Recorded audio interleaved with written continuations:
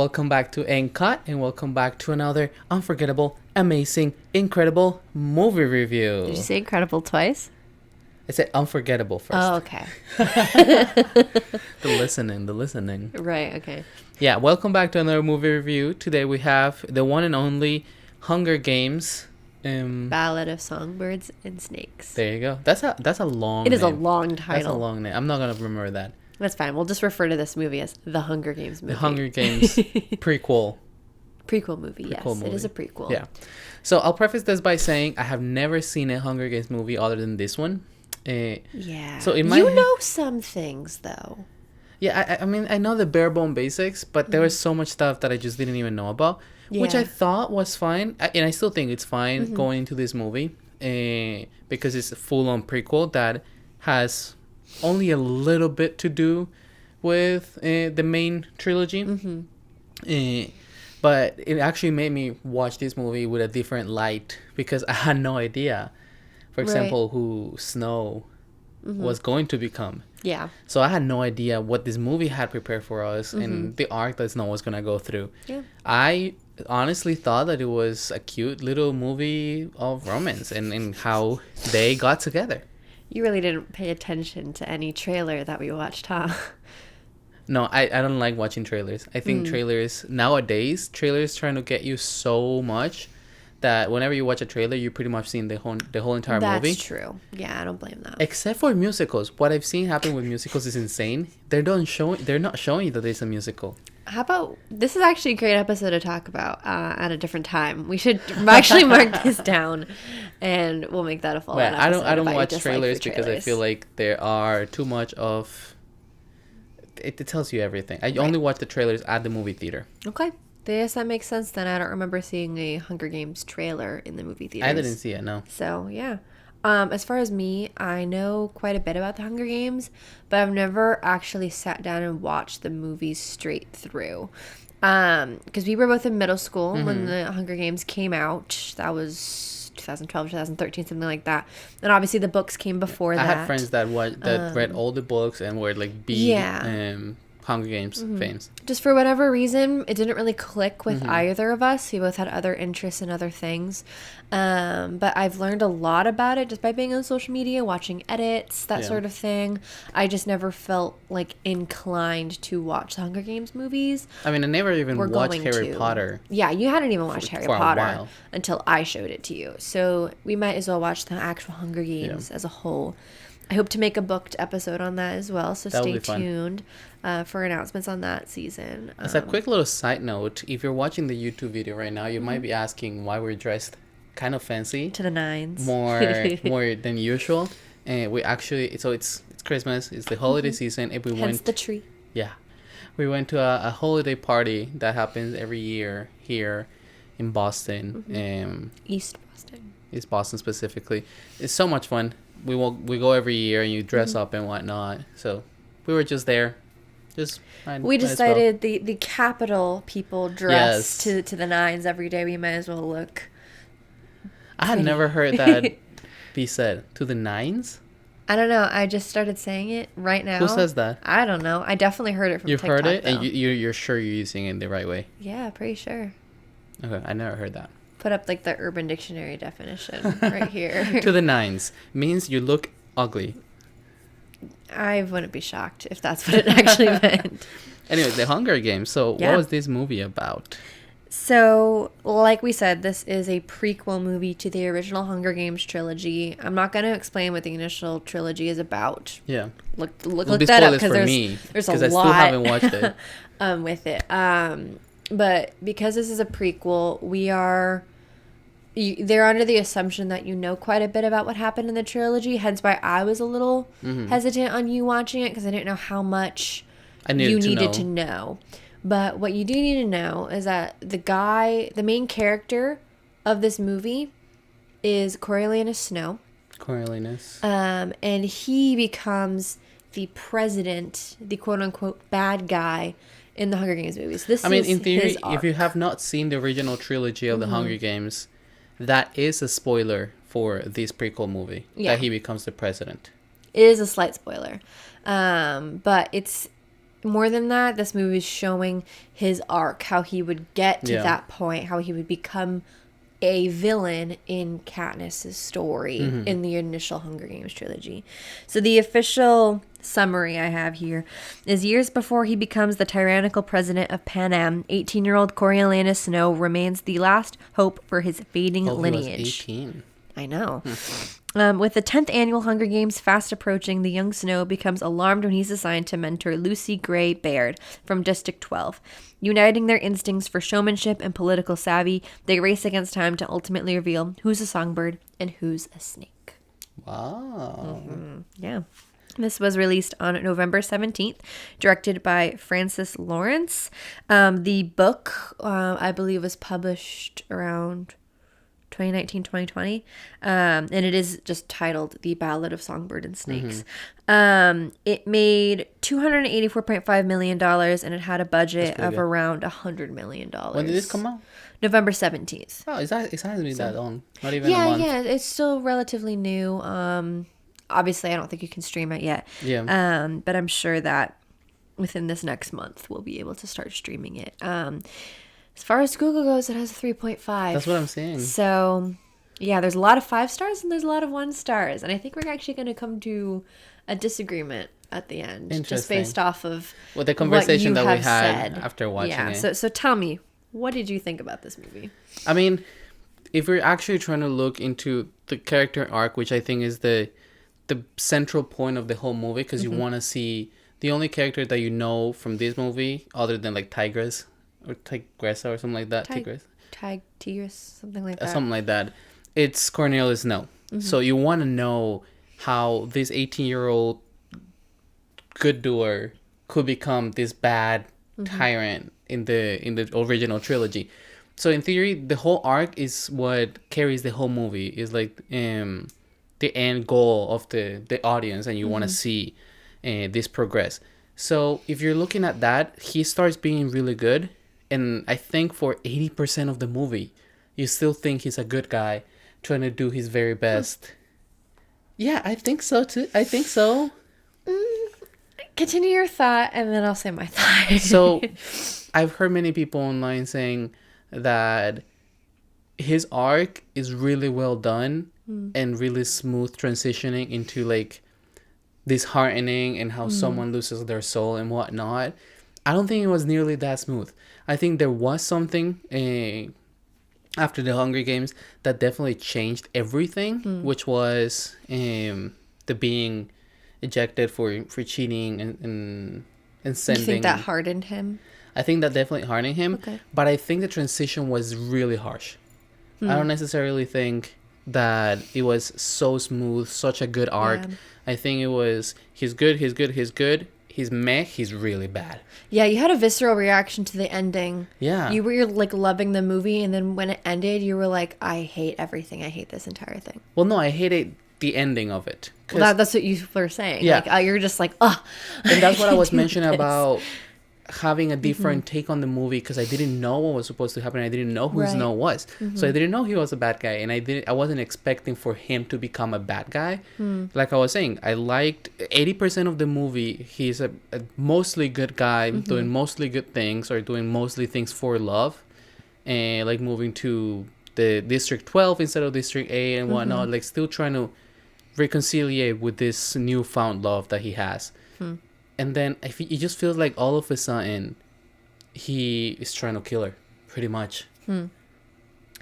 So Tell me. I feel weird for comparing this. But as far as the romance goes, I in my mind I correlate it to another Which unrequited romance Twilight? that I've seen. No. I see it. I don't see Snow necessarily being in love with her to become a good person for her. I see it as infatuation and slight obsession with her. And I relate that to Severus Snape. Looking at Lily. I don't know about that. So for me, from the moment that this movie started, I knew that he was going to be a bad guy. I didn't necessarily think he was good to begin with. Because I look at his environment, he was 18, but 10 games have now passed. And his father was someone that championed the Hunger Games themselves. Or like was like wanting to have them happen, as revealed by like a later conversation by the end of the movie.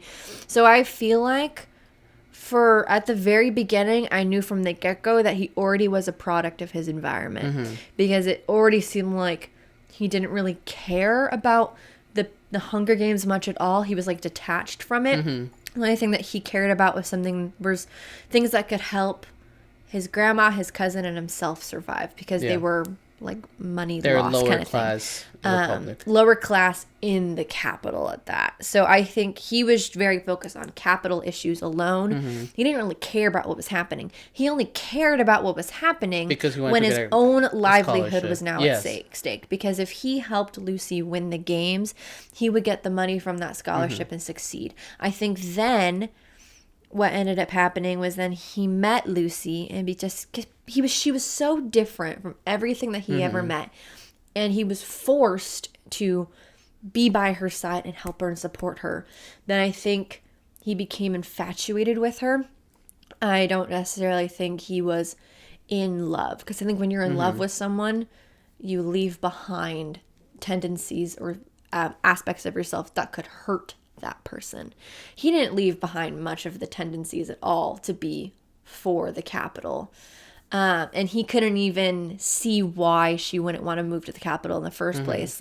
He didn't really try to even complain about her not wanting to move to the capital. I know, but just like as far as that conversation goes, it didn't seem like the relationship was going to last, because they were going to have their differences. She wanted to leave. He wanted her to come to the capital with him and become a capital person. So by the time that he was in the district, I could still tell that he had all this sort of, I guess, nationalistic perspectives. I think it's because you knew that he was a bad guy. Probably. That you were looking for the red flags of his personality. But even then, like, just seeing how he kind of just went along with the peace thing and betrayed someone who he considered to be his best friend so easily, with almost absolutely no remorse. Well, see, but that's like shocking. Towards the ending 20% of the movie. I guess that all happens so quick. I feel like comparing his behavior at the beginning, it all tracks out to be a guy that was raised to be for his country, I guess anything that would be attacking his country. And as he himself grew up in the wartime, he knows he was there to witness it. He has memories of the initial war that started the Hunger Games, really. So I just don't think he necessarily cares. So by the time that Lucy leaves or whatever, I think he just sort of cracks any last bit of goodness that he could have latched onto. Well, she didn't leave. She was made to leave. I know. But from his perspective, she left. And that cracked him. Well, no, she told him pretty quick that she was told to go and given money to leave. No. I mean at the very end. Oh, I see. Yeah. It's basically as if, like, I guess it's like opposite of Snape, where his love, his infatuation left the earth, as in died, but then he tried to turn to something good as a result, where she left, and so he hardened himself and then continued on but it's a little path. bit more difficult for me to compare these two, because I know Snape wasn't reciprocated love. I know, it's unrequited love. Lucy was all about Snow. She really did like him a lot, but she saw quite a few red flags in his behavior. Towards the end, it started to look more like that, because 20 minutes before the end of the movie, he's still telling her, I got you, I'm gonna make this go the right way. Yeah. I don't think throughout the movie, I don't think he was a bad guy. Because even turning on his friend, it wasn't really like that, because in theory, his friend was doing something that he was not supposed to. Here's the question then. Would you betray your best friend over knowing for a fact that you betraying them is going to have them hung? Well, no, he knew that probably wouldn't have happened because he had the money to get out of it. Because they had that conversation that same day that even if they catch you, you're gonna be found and your dad is gonna pay for it for you to be fine. I'm gonna be hung. The reason why he was hung is because eventually someone did die. If he was found but no one had died, he would have gone out just fine. So I don't think, because this happened before the two district citizens died. So that actually was what changed the game, and that's what made it worse and made it be hung. Still, he recording the conversation that he's having with him, in a way almost digging out the answers that he wants from his friend to reveal his entire plan, and then shipping that off. You had to have known that would also get him killed. I don't necessarily think that was a bad being thing. Around thing. I don't think that was him being bad. If anything, it's complicated. I don't think he was trying to betray. He was more standing up for himself and for what he believed in. He saw that his friend was making deals with bad people. And why does he know that these people are bad? Because Lucy pretty much told him. And he saw the first interaction that Snow had with this guy that he was making alliances with, is that he was pretty much trying to harass Lucy on stage. And a fight broke up because of that. And throughout the movie, throughout the beginning 2 acts, which is before the games and during the games, he wasn't a bad guy. Maybe he wasn't the best of guys, but he was definitely not a bad guy. And he was, I think, trying his best to keep her safe. And he went to crazy things that could have pretty much gotten him expelled. He did get expelled because of this thing, because he was cheating. But I think he was doing it all for her, not only for the money. Because she even asked them at the zoo through the jail bars or whatever it is, are you doing this because of the scholarship, or are you doing this because of me? And he said, because you want to help me. And he said, both. I don't know how honest he was being at that time, right? But it really seemed like he was actually caring for her. I think this is the interesting debate when a person who you are aware becomes a villain is the main character of a story. You're trying to figure out the details of why. Because the whole thing of seeing it through their eyes is that, of course, every action that they do is justified.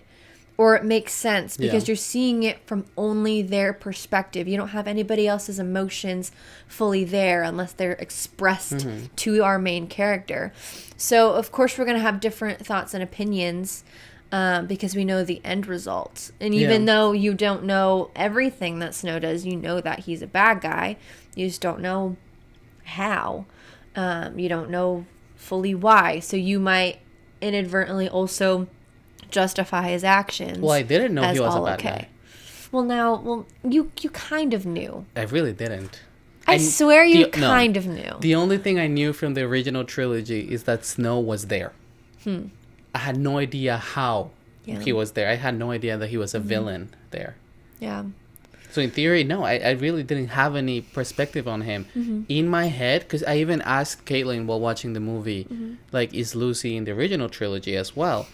And I think we kind of had a miscommunication right there, because she told me that she was the one pulling out the numbers. I did not tell you that. Did. I did not. And Caitlin said that she thinks maybe it was that one, but that she was actually thinking about Tigress. Yes. So it was miscommunication there. So in my eyes, I was seeing the love story of these two lovebirds become a thing, and how they became who they are in the original trilogy. Lo and behold, Lucy is nowhere to be seen in the original trilogy. Literally vanished off the face of the earth. I only knew that Snow was there. I didn't know what role he played. Yeah, so I guess... And when you told me he became the president, I was so happy for him. I was like, yeah, he got it. No. I had no idea. So I guess we'll leave this part of our review up to you guys. If you have seen the Hunger Games, I feel like you go in with a bias. Yes, for sure. Where you see his actions all already. Nefarious. Whereas if you have never seen the Hunger Games, you know nothing about it, and you go in then yeah, I think you're in for a ride. And I think one of the reviews I found, I think, was talking about this. Yeah, it's in this review. So I'll read this review now. Okay. We can transition into this. It's from vulture.com. So it says, the focus is a year or so in Snow's life, and part of the issue with the film adaptation from franchise director Francis Lawrence and co-writers Michael Leslie and Michael Arndt is that such a sliver of time is simply not enough to build a coherent portrait of who Snow is. His turn to the dark side is predetermined, yet the Ballad of Songbirds and Snakes doesn't take the time to convince us another option even existed. Yeah. A major flaw is how repetitive this all feels, with various recurring Hunger Games elements used for our emotional manipulation. Not just the omnipresence of the Hanging Tree song, the Ziegler version of which plays throughout as both the score and diegetic music, but also a scene in which the smaller female tribute from District 11 is killed, resulting in the rage of the larger male tribute from District 11. That exact same scenario occurred with Rue and Thresh in the Hunger Games, and the racial optics of it in the Ballad of Songbirds and Snakes are still uncomfortable. The production design team does have a flair for macabre details, like dozens of vats of baby mutts landing in Game Maker's laboratory, and enjoy the show announcement thrilling from the sound system in the Hunger Games arena when the contestants arrive, as if they're all sitting down for a movie instead of fighting for their lives. And Jabberjays in District 12 echoing rebels' screams as they're executed at the Hanging Tree, made famous by Katniss' song in Colin's Mockingjay. And there are a couple of slick visuals too, a fisheye lens effect used for Lucy's initial moments in the arena, and a later scene when Snow gets lost in the woods, bound together by a shared disorientation. In those moments, the Ballad of Songbirds and Snakes feels most worthy of the Hunger Games name, most aware of the nightmarish obedience demanded in this world, and how it inspires both fear and revolt. So pretty much you cannot fit the whole arc in one movie. Yeah. There isn't enough information to show that Snow could have been good at some point. Yeah, and I guess that goes back into the point where if you have a bias, where even as the director could have a bias on the character, you almost show no option that anything else could happen, especially since Lucy isn't in the Hunger Games. Yeah. There's no character who's determined to be her grandchild. There's no other relative or older cousin of hers confirmed to be anybody else in the series. So I think if you've seen the original trilogy, yeah, this is a guilty until proven otherwise movie. Yeah. If you have not seen it, it's a innocent till proven otherwise movie. Exactly. Oh, that's a good way to phrase it. It should be our new thing. I'll put that on the caption for this on Instagram. Shall I go on to the next review? Let's do this. The next review, if I recall, didn't really like it. Oh, what did the first review give a score? They didn't give it a score out of 5. But I think it's a reasonable review. Yeah, I think it's reasonable. And there were so many good things. Yeah. Especially if you know the Hanging Tree song prior. If you know the Katniss correlation. That I knew. I knew her name was Katniss. Was slapping his thigh. Like, oh my gosh, they mentioned Katniss. But yeah. One more thought on that before I read this review is I saw someone on TikTok say this where they're saying how it's so crazy how the last thing that Lucy says to Snow before she disappears is, I'm just gonna go get some Katniss. And she came and got him. That I know.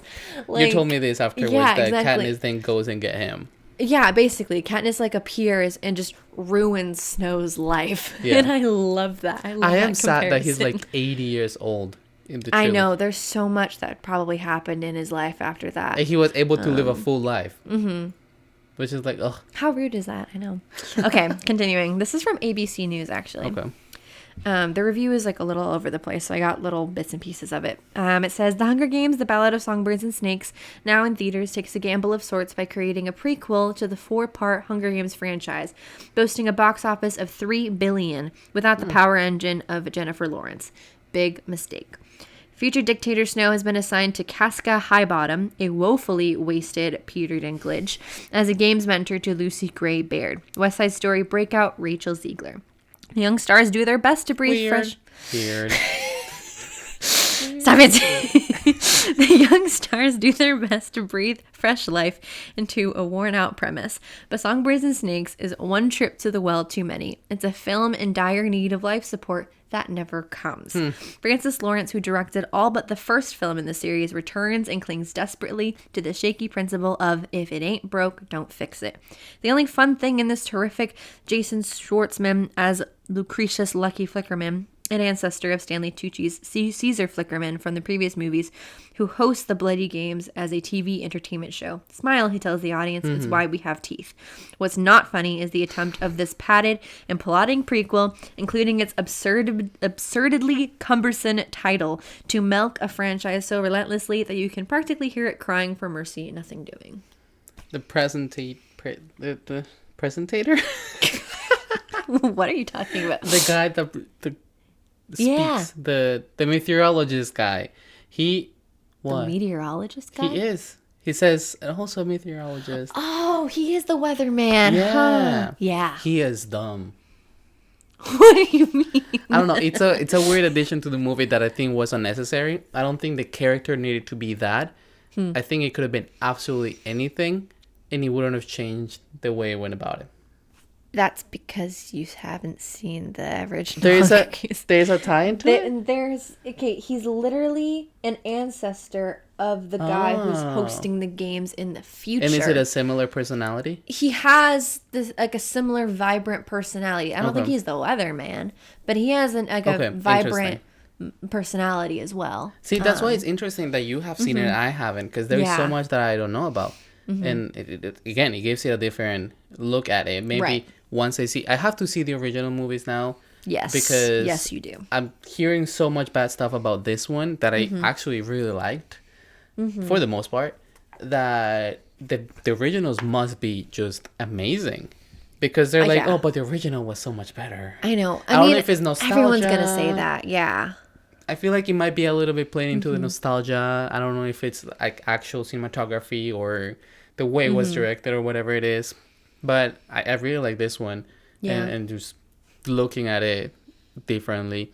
But one thing that I do have to say that it reminded me of from that review is that the third act, complete different movie. The first two acts were a storyline that were tied together. It was pretty much day 1, day 2. The third act, that was like day 50. I know not that much time went by between act 2 and act 3.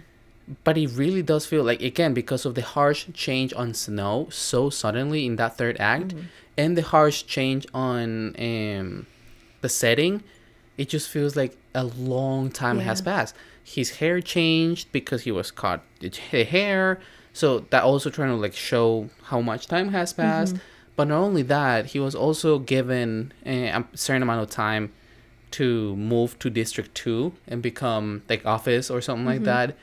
In theory, based on the data that I have from the movie, all happened within 20 or so days. Wow. But in the movie itself, if you don't take into account that data, those days that they're giving you, it could be 5 years into the future for all I know. Right.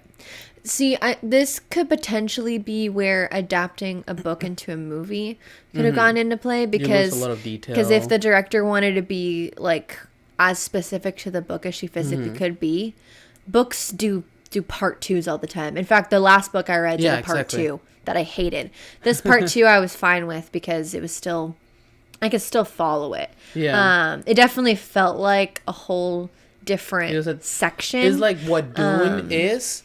Yeah. But movie 1, movie 2. Movie 1 of Dune set everything up. Yeah. And you can watch a review on that. The second movie of Dune is where everything happens. That's why people were like, but in the first one, nothing happens. Exactly, yeah. Like this is combining them, even though it's all in one book. Yeah. So, like, a lot happens in both. But it's 2 different movies. If you gave me a 2.5 hour movie of section 1 and 2, and another 2.5 of section 3, it would have been much more complete, and then the arc would have felt more concise and actually show everything that happens. Yeah. Because Act 1 and 2, that is also within like 10 days tops. Something like that, yeah. Maybe not even 10 days. So Act 3, as it is, even though it's less than 20 days, it's still way more days than Act 1 and 2 combined. Yeah. Yeah. I honestly, when I look at the book, it does seem small. So I think potentially what could have happened is that there just wasn't enough material to make it into 2 separate movies, and they only wanted to make one probably too. So I get it. But yeah, this is very tricky. It's a tricky movie. For sure, because it's hard to go in without a bias if you've already seen the movies, but it's hard to accept the ending as it is when you don't have a bias. So it's hard to know if this movie really did everything that it could have to appeal to both sides of that audience. I mean, obviously they're not trying to...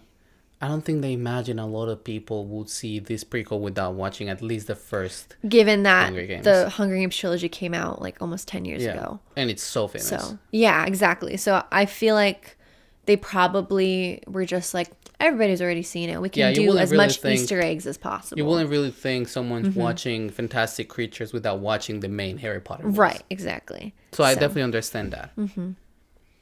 How many copying boards out of 5 do you give it?